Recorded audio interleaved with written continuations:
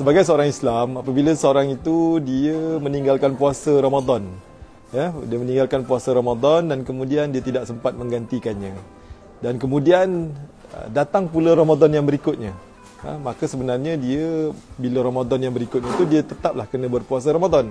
Tetapi puasa yang telah ditinggalkannya, yang tidak sempat digantikannya itu, dia perlu gantikan puasanya selepas sebaik sahaja habis Ramadan yang tersebut. Dan kemudian dia dikenakan membayar fidyah. Kerana apa dikenakan membayar fidyah? Kerana dia melengahkan puasa yang sepatutnya dia kena ganti pada tahun yang sebelum tu. Jadi oleh kerana dia meninggalkan puasa tersebut, maka dia kena ganti selepas Ramadan yang berikutnya itu, yang dia telah puasa Ramadan, kemudian dia kena membayar fidyah.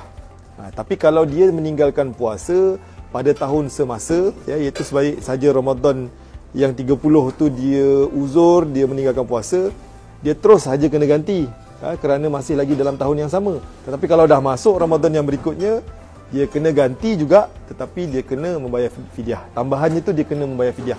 Dan fidyah ni hukumnya wajib lah, bukan dilengah-lengahkan, dan bukanlah menjadi satu tiket kepada dia untuk dia mempermudah-mudahkan puasa dengan cara dia tidak berpuasa tapi dia bayar fidyah saja. Itu tak boleh. Dia tetap kena bayar, dia tetap menggantikan puasanya dan dia perlu membayar fidyah.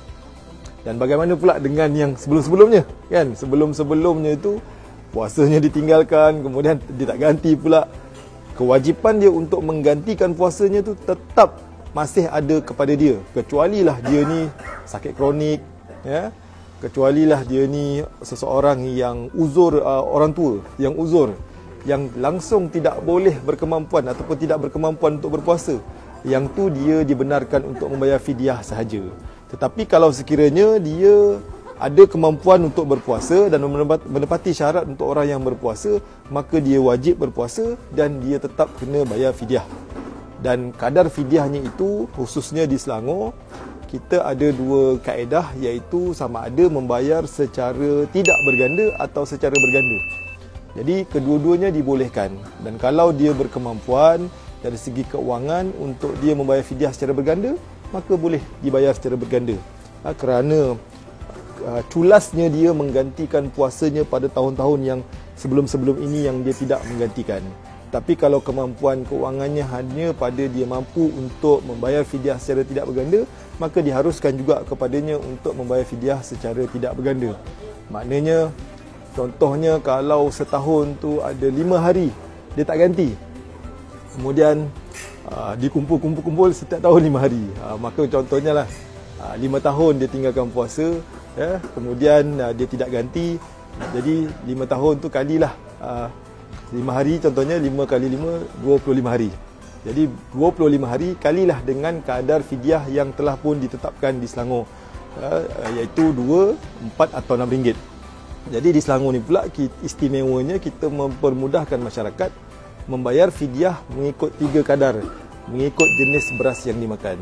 Jadi kalau dia bayar fidyah, kalau dia memakan beras basmati contohnya, beras yang panjang-panjang tu, maka dia digalakkan untuk membayar fidyahnya sebanyak RM6 bagi satu hari puasa yang ditinggalkan. Jadi kalau 25 hari, iaitu yang puasa 5 tahun dia tidak ganti tersebut, maka dia kena bayar 25 kali 5 hari, kemudian kalilah dengan 25 hari, 25 hari, kemudian dia kalilah dengan RM6. Maka itulah kadar fidyah yang wajib dibayar kepadanya. Tapi kena ingat, jangan kita mempermudah-mudahkan fidyah. Ganti puasa dan tetap juga kena bayar fidyah. Puasa hanya mengikut jumlah hari yang ditinggalkan saja. Kalau jumlah hari yang ditinggalkan puasanya itu 5 hari, 5 hari lah. Kalau 10 hari oleh kerana dia uzur sebagainya, maka dia kena bayar 10 hari lah. Jadi dia tidaklah double jumlah puasanya. Yang menjadi double bergandanya itu adalah pada kadar fidyah. Itu pun diberi kelonggaran di Selangor khususnya untuk memilih sama ada nak membayar secara berganda atau tidak berganda.